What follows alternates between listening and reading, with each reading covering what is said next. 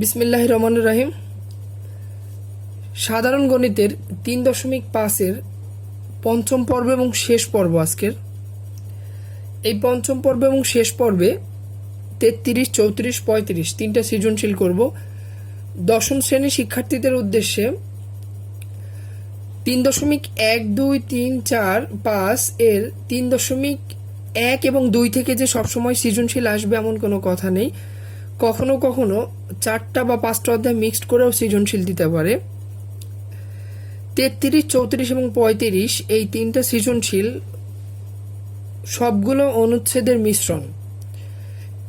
এর আগের পর্বগুলি যদি গুরুত্ব দিয়ে না করে থাকো, দশম শ্রেণীর শিক্ষার্থীরা অবশ্যই 33, 34 এবং 35 এটা আমাদের এসএসসির হাই ভোল্টেজ সাজেশনের মধ্যে ওই তিনটা সৃজনশীল রয়েছে। খুব মনোযোগ দিয়ে তিনটা সৃজনশীল করার চেষ্টা করবে। পক্ষান্তরে নবম শ্রেণীর শিক্ষার্থীরাও করবে, কিন্তু দশম শ্রেণীতে এই মুহূর্তে বেশি গুরুত্বপূর্ণ এই তিনটা সৃজনশীল 33, 34 এবং 35 আয়ত্ত করা। আশা করি বুঝতে পেরেছ। 33-এ বলা আছে কোন সংখ্যা ও ওই সংখ্যার গুণাত্মক বিপরীত সংখ্যার সমষ্টি 3। কোন সংখ্যা ওই সংখ্যার গুণাত্মক, ধরো একটা যদি m হয় আর একটা হবে 1/m, যদি একটা a হয় আর একটা হবে 1/a, যদি একটা x হয় আর একটা হবে 1/x, এটা হচ্ছে গুণাত্মক বিপরীত সংখ্যা। যোগফল মানে হচ্ছে সমষ্টি, তাহলে হবে x প্লাস 1/x ইকুয়াল হচ্ছে 3। আশা করি বুঝতে পেরেছো, এটা হচ্ছে মান। এই নিয়ম অনেক অঙ্ক তোমরা এর আগে করেছো। ক, সংখ্যাটিকে এক চলকে প্রকাশ করে উপাত্তের তথ্যকে সমীকরণের মাধ্যমে প্রকাশ করব। খ, x³ - 1/x³ এর মান নির্ণয় করো। এই ক এবং খ পারবে না এমন কোনো শিক্ষার্থী নাই। যেসব শিক্ষার্থী ক্লাস 10 এবং 9-এ পড়ে, কারণ অষ্টম শ্রেণী সপ্তম শ্রেণীতে এই ধরনের অনেক সৃজনশীল করছি। গতে বলা আছে প্রমাণ করো যে x⁵ প্লাস 1/x⁵ ইকুয়াল হচ্ছে 123। আমরা সবগুলো নিয়েই আলোচনা করব, তবে গ নিয়ে একটু বেশি আলোচনা করব। 33-এর কতে বলা আছে মনে করি সংখ্যাটি x। প্রথমে আমি সংখ্যাটি ধরব x। এবার x এর গুণাত্মক বিপরীত সংখ্যা হচ্ছে 1/x। x এর গুণাত্মক বিপরীত সংখ্যা হচ্ছে 1/x। প্রশ্ন মতে x প্লাস 1/x ইকুয়াল হচ্ছে 3। x প্লাস 1/x ইকুয়াল হচ্ছে 3। খতে শুরুতেই লিখব ক হতে পাই x প্লাস 1/x ইকুয়াল হচ্ছে 3। এই যে x প্লাস 1/x ইকুয়াল হচ্ছে 3, এরপর এটা হচ্ছে টোটাল মানটা হচ্ছে প্লাসের। এই প্লাসের মানটা আমি ব্যবহার করে মাইনাসেরটা বের করব, একদম অষ্টম শ্রেণীর নিয়মে অঙ্কটা। অর্থাৎ লিখব আমরা জানি a - b হোল স্কোয়ার এর অনুসিদ্ধান্ত। a - b হোল স্কোয়ারের অনুসিদ্ধান্ত হবে a plus b whole square minus 4ab, কারণ a - b বা a প্লাস b হোল স্কোয়ারে হয় হচ্ছে 4ab। প্লাস থাকলে এখানে মাইনাস হয়, মাইনাস থাকলে এখানে প্লাস হয়।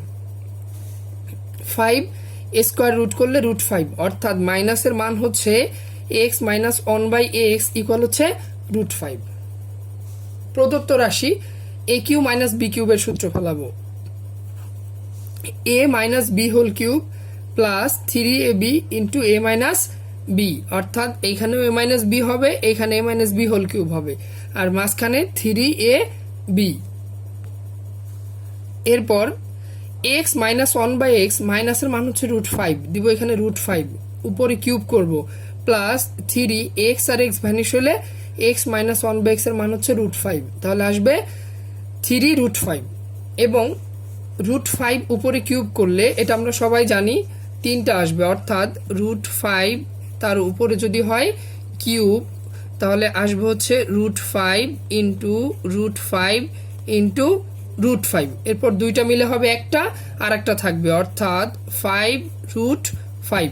সবাই জানি আমরা এটা, নবম দশম শ্রেণীর শিক্ষার্থীরা সবাই আমরা এই ব্যাপারটা জানি। আসবে হচ্ছে 5√5 প্লাস 3√5 আসবে হচ্ছে এই 5 এবং 3 যোগ করব, যোগ করলে হবে 8√5।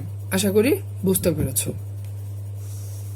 গ নম্বর সৃজনশীলটা, দুঃখিত, গ নম্বর অংশটা হচ্ছে x⁵ প্লাস 1/x⁵ ইকুয়াল হচ্ছে 123। এবার নবম শ্রেণী শিক্ষার্থীরা মনোযোগ দিবে, দশম শ্রেণী শিক্ষার্থীরা প্রায় অধিকাংশই এই নিয়মটা জানো। প্রথমে ক হতে পাই x প্লাস 1/x ইকুয়াল হচ্ছে 3। খ হতে পাই x³ মাইনাস 1/x³ হচ্ছে 8√5। এটা একটা মান হচ্ছে কতে পেয়েছি আমি, একটা মান ক এর জন্য, আর একটা মান হচ্ছে খ, আর একটা মান কোথা থেকে পাবো, পেয়েছি খ থেকে। এবার x² প্লাস 1/x², এই যে প্লাসের মানটা, এটা ব্যবহার করব। এটা ব্যবহার করে আমি x² প্লাস 1/x²। এখন তোমার মনে প্রশ্ন, স্যার x² প্লাস 1/x² কেন বের করবেন? নবম শ্রেণীর শিক্ষার্থীরা, x² প্লাস 1/x², এইটা এরপরে আমি গুণ করব x³ প্লাস 1/x³। এই দুইটা গুণ করে আমি এখানে স্কোয়ার 1/x², এখানে হচ্ছে x³ প্লাস 1/x³ অর্থাৎ এই দুইটা গুণ করে আমি এই প্রমাণটা করার চেষ্টা করব x⁵ প্লাস 1/x⁵ এর মান 123। প্রথমে এইটা, তারপরে এইটা। এটা কিন্তু শেষ অংশে, অঙ্কের একেবারে শেষ অংশে আমরা দেখতে পাবো। এটার মান আসবে হচ্ছে 7। এটা খুবই সহজ, সবাই বের করতে পারবে। এটার মান হচ্ছে 7, এটার মান হচ্ছে টোটালি 7 আসবে। এরপর আবার a plus b whole square, অর্থাৎ এই যে মাইনাসের মানটা আমি পেয়েছি x³ মাইনাস 1/x³, এইটার যোগেরটা দিয়ে সূত্র ফেলাবো আর মান ব্যবহার করব হচ্ছে মাইনাসেরটা। অনুসিদ্ধান্ত একটু আগে যেটা করছি। আবার a plus b whole square, অর্থাৎ এখানে আসবে হচ্ছে, দেখো, a plus b whole square equal হচ্ছে a minus b whole square plus 4ab। এবার a হচ্ছে x³ আর b হচ্ছে 1/x³। a হচ্ছে x³ আর b হচ্ছে 1/x³। এর মানটা এবার আমি সরাসরি বসাই দেব, অর্থাৎ 8√5, আর স্কোয়ারটা বসে পড়বে। এটা ভ্যানিশ হয়ে যাবে, এইটা আর এটা ভ্যানিশ থাকবে হচ্ছে 4, অর্থাৎ এটাকে স্কোয়ার করলে 5 উঠে যায়, আর এটাকে হয় 8 × 64, 64 দিয়ে 5কে গুণ করলে হয় 320, আর 4 যোগ করলে হয় 324। এবার একটা মান হচ্ছে 7, আর একটা মান হলো 324, আর একটা হচ্ছে 324। এরপরে x³ প্লাস 1/x³ রুট করলে হয় 18। এরপরে দুঃখিত, স্কোয়ারটা রুট করলে হবে 18। একটা মান হচ্ছে 7 আর একটা মান হচ্ছে 18। এই 7 এবং 18 এরকম থাকবে। এখন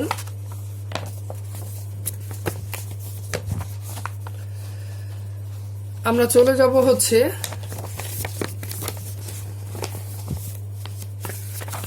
এই দুইটা গুণ করব।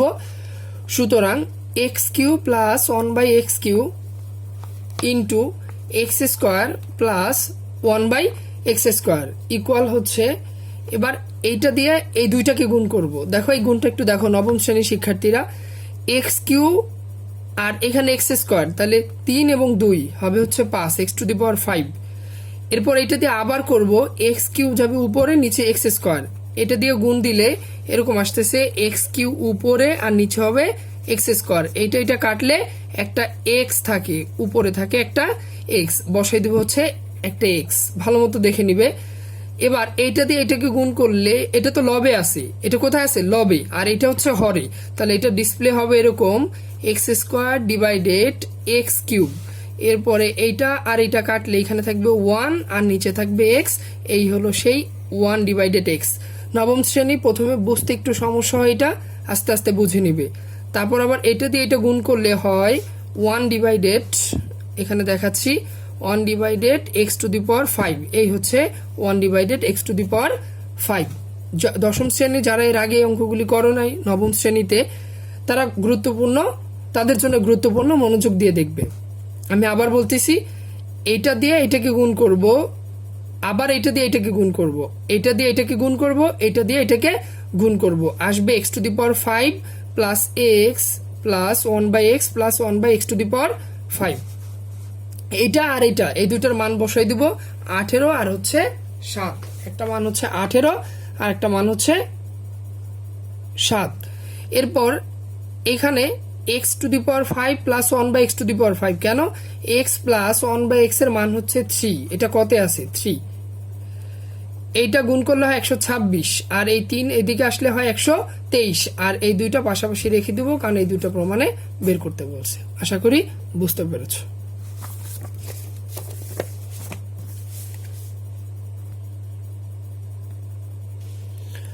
চৌত্রিশে কোন সমিতির সদস্যগণ প্রত্যেকেই সদস্য সংখ্যার 100 গুণ চাঁদা দেওয়ার সিদ্ধান্ত নিলেন। অর্থাৎ সদস্য সংখ্যা যদি x হয়, সদস্য সংখ্যা যদি x হয় তাহলে 100x চাঁদা দিবে। সপ্তম শ্রেণীর 1.2-এ 18, 19, 20, 21, 22 এরকম কিছু অঙ্ক ছিল, আমরা এর আগে পাটিগণিতে করছি। অর্থাৎ যত সংখ্যক সদস্য থাকবে প্রত্যেকে তার 100 গুণ অথবা তত গুণ চাঁদা দেবে, এরকম সংকেত ছিল। কোন সমিতির সদস্যগণ প্রত্যেকেই সদস্য সংখ্যার 100 গুণ চাঁদা দেওয়ার সিদ্ধান্ত নিলেন, কিন্তু চারজন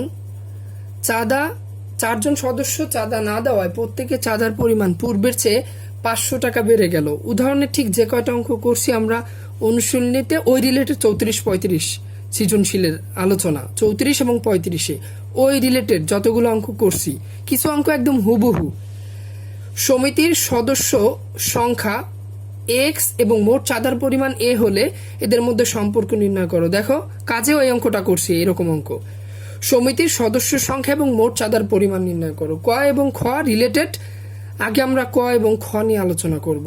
অর্থাৎ সমিতির সদস্য সংখ্যা ও মোট চাঁদার পরিমাণ নির্ণয় করব।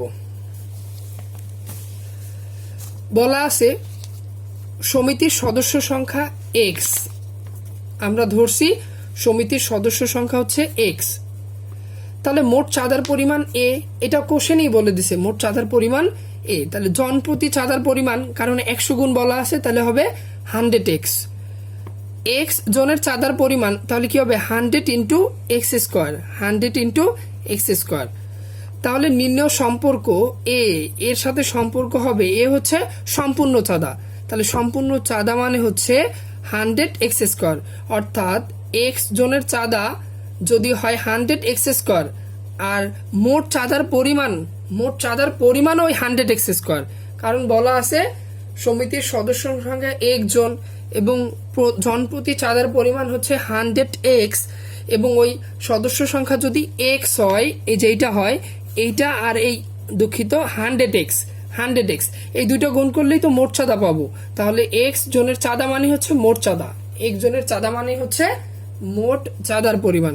তাহলে নির্ণয় সম্পর্ক a মানে টোটাল অ্যামাউন্ট, a মুনাফা আসলে দেখছো টোটাল অ্যামাউন্ট ইকুয়াল হচ্ছে 100x স্কোয়ার। খ নম্বরটা বলা আছে সমিতির সদস্য সংখ্যা ও মোট চাঁদার পরিমাণ নির্ণয় করো। সমিতির সদস্য সংখ্যা ও মোট চাঁদার পরিমাণ নির্ণয় করো। 4 জন চাঁদা না দেওয়ায় সদস্য সংখ্যা হবে 4 জন কমে যাবে, অর্থাৎ x-5 কি আসবে x-5। জন প্রতি চাঁদার পরিমাণ হবে তখন জনপ্রতি চাঁদার পরিমাণ হবে 100x, তো দিবে আরো 500 টাকা বেশি দিবে, তার মানে আরো 500 টাকা থাকবে। ক হতে পাই মোট চাঁদার পরিমাণ হচ্ছে 100x স্কোয়ার। কতে আমি দেখছি টোটাল যে টাকাটা উঠে তা হচ্ছে 100x স্কোয়ার, যদিও এটা ভুয়া টাকা, এটা হচ্ছে ভুয়া টাকা, কারণ অজ্ঞাত রাশি মানে হচ্ছে ভুয়া সবকিছু, এর মধ্যে প্রকৃত মান নিহিত থাকে। তাহলে ক হতে পাই মোট চাঁদার পরিমাণ 100x স্কোয়ার। এবার আসো এখানে তো x-4 এটা সদস্য সংখ্যা, আবার জনপ্রতি চাঁদার পরিমাণ এইটা, তার মানে সদস্য এবং চাঁদা এই দুইটা একসাথে করতে হবে। সুতরাং প্রশ্ন মতে x-4 into 10x plus 500 equal হচ্ছে 100x²। এবার প্রশ্ন মতে এটাও মোট চাঁদা, এটাও মোট চাঁদা। এবার x দিয়ে এটাকে গুণ করব, x দিয়ে এটাকে গুণ করব, আবার 4 দিয়ে এটাকে গুণ করব, 4 দিয়ে 500কে গুণ করব। একটা ফলাফল আসবে 1 2 3 4, এই পাশে থাকবে 100x²। এবার 100x² মাইনাস এটা বিয়োগ করলে আসে হচ্ছে, দুঃখিত, 100x² এদিক থেকে এদিকে নিয়ে আসা হয়েছে, এটা যোগ বিয়োগ করলে 100x মাইনাস 2000 ইকুয়াল হচ্ছে 0। এরপর এইটা আর এটা ভ্যানিশ হয়ে যাবে, এইটা আর এটা ভ্যানিশ থাকবে হচ্ছে 100x, 100x x রাখবো, 100 ডিভাইডেড হয়ে গেলে 20, তার মানে সমিতির সদস্য সংখ্যা হচ্ছে 20 জন। একদম সহজ অঙ্ক, খুবই সহজ, মনোযোগ দিলেই হবে। এবার x এর মান হচ্ছে 20, তাহলে মোট চাঁদার পরিমাণ 100x², তাহলে 100 ইন্টু 20-এর উপর স্কোয়ার দিব, 400 হবে, গুণ দিলে 40,000 টাকা। মোট চাঁদার পরিমাণ কত টাকা? 40,000 টাকা। এবার গতে বলছে মোট চাঁদার 4-এর 1 অংশ, মানে 40,000-এর 4-এর 1 অংশ হবে মাত্র 10,000। 5% হার মুনাফায় অবশিষ্ট টাকা, অবশিষ্ট টাকা 4% হারে 2 বছরের সরল মুনাফা বিনিয়োগ করা হলে মোট মুনাফা। গ নম্বরটা নিজেরাই পারবে, অর্থাৎ খতে প্রাপ্ত মোট চাঁদার পরিমাণ হবে 40,000 টাকা, আর মোট চাঁদার 4-এর 1 অংশ হচ্ছে 10,000 টাকা।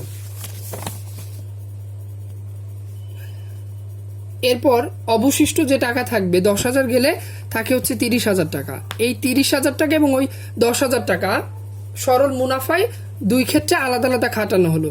প্রথম ক্ষেত্রে আসল 10,000 টাকা আর 5%, এন হচ্ছে 2 বছর। মুনাফা আই ইকুয়াল হোয়াট? আমরা জানি I equal P N R. I P হচ্ছে 10,000, এন হচ্ছে 2, আর এর মান হচ্ছে 5%। এখানে আসবে 1,000 টাকা। কত টাকা আসবে? 1,000 টাকা। আর এদিকে আসবে দ্বিতীয় ক্ষেত্রে আসল পি 30,000 টাকা, মুনাফার হার আর হচ্ছে 40,000 টাকা, সরি মুনাফার আর হচ্ছে 4%, এন হচ্ছে 2 বছর। মুনাফা আই ইকুয়াল হোয়াট? আমরা জানি আই পি এন আর 2,400 টাকা। তাহলে মোট মুনাফা এখানে হচ্ছে 2,000, এখানে ছিল 2,400, এখানে 1,000, মোট 3,400 টাকা। তাহলে মোট মুনাফা হচ্ছে 3,400 টাকা। আশা করি বুঝতে পেরেছ। 35, বনভোজনে যাওয়ার জন্য একটি বাস 2,400 টাকায় ভাড়া করা হলো এবং শর্ত হলো প্রত্যেক যাত্রী সমান ভাড়া বহন করবে। 10 জন যাত্রী, কতজন যাত্রী? 10 জন যাত্রী না আসায় মাথাপিছু ভাড়া 8 টাকা, 8 টাকা, দ্যাট মিন 8 টাকা বৃদ্ধি পেল। ক এবং খ হুবহু, ক না খ হুবহু হচ্ছে কাজের অঙ্কটা, 68 পৃষ্ঠার কাজ, ডিজিটেও চেঞ্জ করে নাই। আর ক এবং গ আমি দেখাচ্ছি তোমাদের। 35-এ বলা আছে মাথাপিছু বর্ধিত ভাড়ার পরিমাণ, কতে বলা আছে দেখো, মাথাপিছু বর্ধিত ভাড়ার পরিমাণ না আসা যাত্রী সংখ্যার শতকরা কত হবে তা নির্ণয় করো। খুবই মজাদার একটা অঙ্ক। বলা আছে দেয়া আছে বর্ধিত ভাড়া হচ্ছে 8 টাকা আর না আসা যাত্রী সংখ্যা 10 জন, অর্থাৎ এই 8 টাকা বর্ধিত ভাড়া 8 টাকা, না আসা যাত্রী সংখ্যা হচ্ছে 10 জন। এই যে ভাড়া 8 টাকা, বেশি ভাড়া 8 টাকা, না আসা যাত্রী সংখ্যার শতকরা কত, মানে 100, অর্থাৎ এই 10 যাবে হচ্ছে নিচে, উপরে থাকবে হচ্ছে 8 বা 8, এরপর ইন্টু 100। বুঝতে পেরেছ? খুবই সহজ, প্রশ্নটা জটিল মনে হয়। মাথা পিছু বর্ধিত ভাড়ার পরিমাণ না আসা যাত্রী সংখ্যার শতকরা, না আসা, তাহলে না আসা যাত্রী সংখ্যার নিচে যাবে আর মাথা পিছু বর্ধিত ভাড়া যাবে উপরে, তাহলে হবে 10-এর 8 ইন্টু 100, 80%। কত পার্সেন্ট? 80%। খ, এই দেখো খতে বলা আছে 68 পৃষ্ঠা কাজের ক নং, স্পষ্ট খ 68 পৃষ্ঠা কাজের ক নং। আর আমার এই আগের ভিডিওগুলিতে এবং মেসেঞ্জারে যে ছবিগুলো দিছি এর মধ্যে এই অঙ্কটার সমাধান করা আছে পরিষ্কারভাবে, যারা এখনো দেখো নাই দেখে নিবে। কাজের অঙ্ক হলেও এটা খুব গুরুত্বপূর্ণ। 68 পৃষ্ঠার কাজের ক নং। গ, বাস ভাড়ার সমপরিমাণ টাকার, অর্থাৎ বাস ভাড়া হচ্ছে 2,400 টাকা, বাস ভাড়া হচ্ছে 2,400 টাকা, বাস ভাড়ার সমপরিমাণ টাকার 5% হার মুনাফায় 13 বছরের সরল মুনাফা ও চক্রবৃদ্ধি মুনাফার পার্থক্য নির্ণয় করো। চমৎকার অঙ্ক, ওই যে অষ্টম শ্রেণীর অঙ্ক। আবার উদ্দীপক হতে পাই বাস ভাড়ার পরিমাণ 2400 টাকা। আসল, তার মানে এটা এই যে বাস ভাড়ার পরিমাণ 2400 টাকা, এটা হবে হচ্ছে আসল টাকা। আর হচ্ছে 5%, এন হচ্ছে 13 বছর। 13 বছরের সরল মুনাফা আসবে হচ্ছে 1560 টাকা। সরল মুনাফা কি আসবে? 1560 টাকা। আর চক্রবৃদ্ধি প্রথমে মূলধন বের করব। চক্রবৃদ্ধি মূলধন 4525 টাকা 56 পয়সা, অর্থাৎ 4500 টাকা। এরপর চক্রবৃদ্ধি মুনাফা, তাহলে চক্রবৃদ্ধি মুনাফা কি আসবে? অর্থাৎ এই টাকাটা থেকে বিয়োগ দিব হচ্ছে 2400 টাকা। এই টাকা থেকে 2400 টাকা বিয়োগ দিব 2125 টাকা। এবার দেখো এখানে আসছে 2125 টাকা। চক্রবৃদ্ধি মুনাফা একটু বেশি হয়, আর এখানে সময়টা অনেক লম্বা। এত বেশি হওয়ার কথা না, সময়টা হচ্ছে 13 বছর, তো অনেক লম্বা সময়, এজন্য একটু বেশি হয়ে গেছে। অর্থাৎ সরল মুনাফা ও চক্রবৃদ্ধি মুনাফার পার্থক্য, সরল মুনাফা এবং চক্রবৃদ্ধি মুনাফার পার্থক্য হচ্ছে 2125 টাকা দশমিক 56 পয়সা বিয়োগ 1560 টাকা, অর্থাৎ 2125.56 টাকা। এর মধ্য দিয়ে 3.5-এর পঞ্চম পর্ব এবং শেষ পর্ব সমাপ্ত করলাম। দেখো, কোনো অধ্যায় অবহেলা করা ঠিক না এসএসসি পরীক্ষার্থীদের জন্য, বিশেষ করে যারা মেধাবী, অনেক ভালো মেধাবী, ধনী মেধাবী যারা, তাদের জন্য আসলে প্রত্যেকটা অধ্যায় খুব গুরুত্বপূর্ণ। মনোযোগ দিয়ে ধনী মেধাবীদের প্রত্যেকটা অধ্যায়ের প্রত্যেকটা গুরুত্বপূর্ণ অঙ্ক মনোযোগ দিয়ে করাটা হচ্ছে বাধ্যতামূলক, ফরজ কাজ অবশ্যই করতে হবে। ধন্যবাদ তোমাদের। ভালো থাকবে, সুস্থ থাকবে, নিরাপদে থাকবে। নতুন এক পর্ব নিয়ে তোমাদের সামনে আবার অন্য একদিন হাজির হব। আল্লাহ হাফেজ।